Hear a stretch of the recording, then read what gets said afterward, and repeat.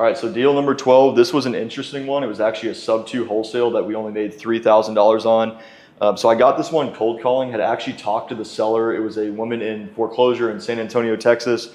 She didn't want to sell, didn't want to deal with it. She had it on the market for about 6 months before it went into foreclosure. And she just pushed me to the realtor, I ended up talking to the actual realtor that was trying to sell the house before. She was still helping her out. Negotiated a deal. The only way she was going to be able to sell it was subject to. So negotiated those terms, got the realtor, I think whatever her fee was going to be, it was a couple grand, got a couple grand of the seller as well. I ended up wholesaling this one to one of our partners that we know down in Houston. He bought it. But the weird thing about this whole thing is we had to renegotiate for probably a month and a half.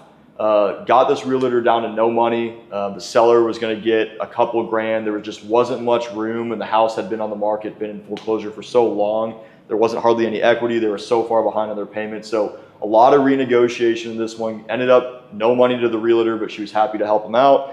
Got a few $1,000s to the seller. I made $3,000. I was actually supposed to make $5,000, but wanted the seller to walk away with a little bit more money. So went back down to $3,000. Our partner was able to buy a great house in great condition in San Antonio that he now rents out. I don't remember what the interest rate was. I think it was below 4. So he's making a good spread, assumed a little bit of equity. So sub-2 wholesale, not a lot to offer here, but it was nice to practice negotiating, get a seller out of a bad situation, and get one of our partners a great house.